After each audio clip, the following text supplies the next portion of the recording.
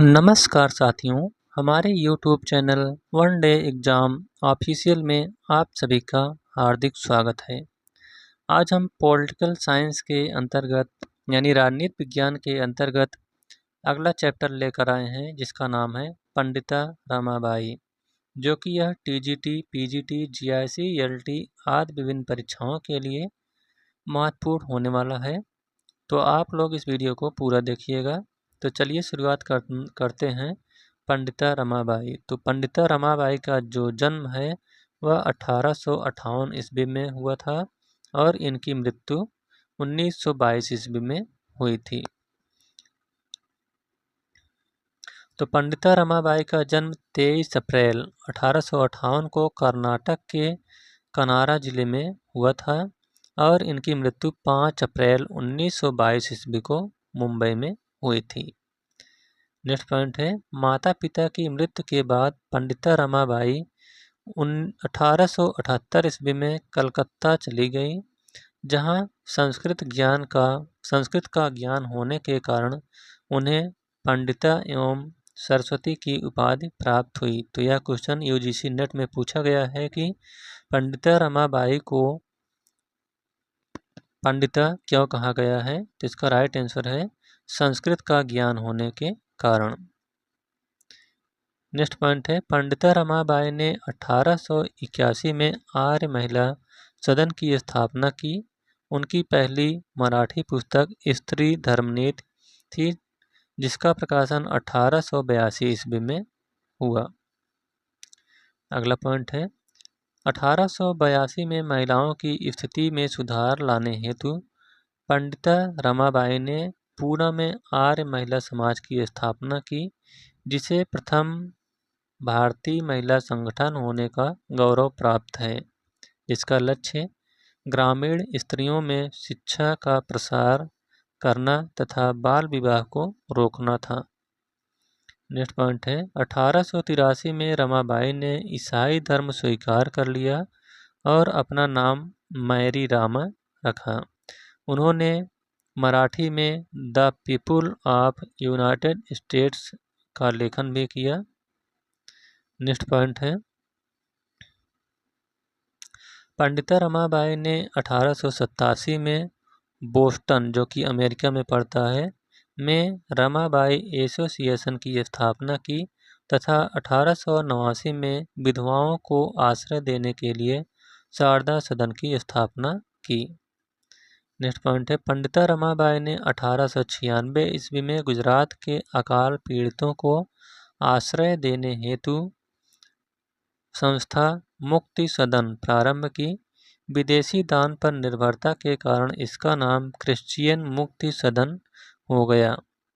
Next point है, इसी प्रकार 1898 में पथभ्रष्ट स्त्रियों को उद्धार हेतु कृपा सदन की स्थापना की। नेक्स्ट पॉइंट है, रमाबाई का प्रारंभिक तथा वांछित उद्देश्य उच्च जात की विधवाओं के प्रति संस्थात्मक असमानता तथा क्रियात्मक उपेक्षा को उजागर करना था, पर अपने बाद के जीवन में क्रिश्चियन मिशनरी गतिविधियों से लगाव के कारण यह उद्देश्य असफल हो गया।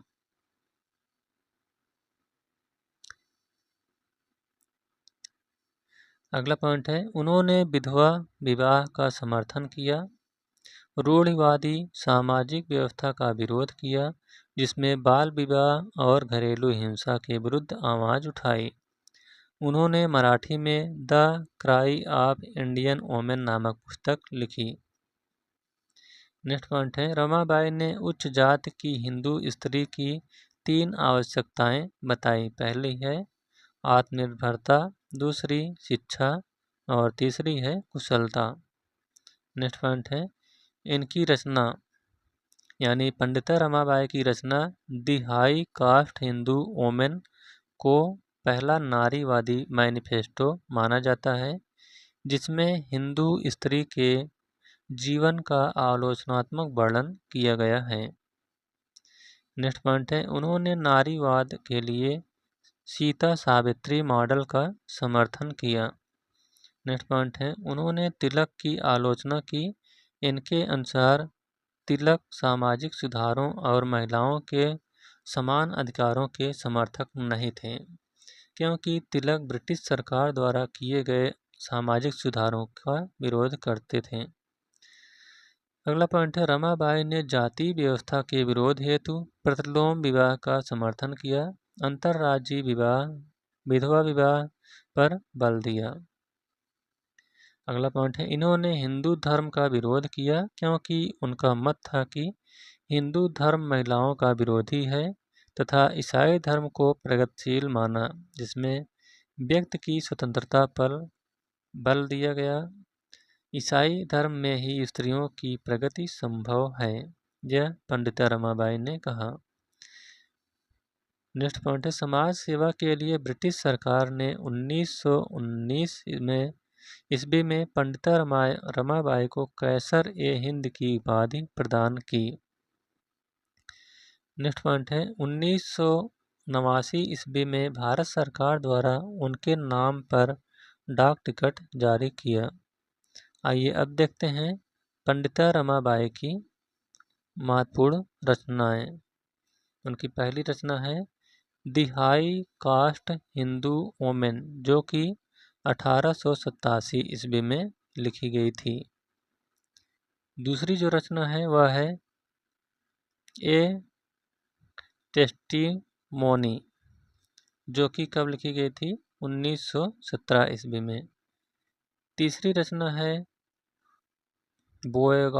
बोयागे टू इंग्लैंड, यह 1883 ईस्वी में लिखी गई थी। चौथी रचना है फीमाइन एक्सपीरियंस इन इंडिया, यह जो है 1890 ईस्वी में लिखी गई थी। अगली रचना है द न्यू टेस्टामेंट, और यह जो है 1924 ईस्वी में लिखी गई थी। अगली रचना है the life of Christ. The life of Christ की रचना 1924 ईस्वी में की गई थी। अगली रचना है हिस्ट्री ऑफ द ब्रह्म समाज, हिस्ट्री ऑफ द ब्रह्म समाज के अलावा अगली जो रचना है वह है early life story travels in India, और जो लास्ट रचना है वह है rise and fall of the Aryan race. तो यह पंडिता रमाबाई की कुछ महत्वपूर्ण रचनाएं थीं। तो इस प्रकार से पंडिता रमाबाई का यह वीडियो यहीं पर समाप्त होता हुआ।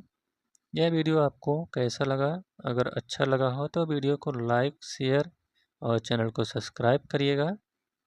Thank you.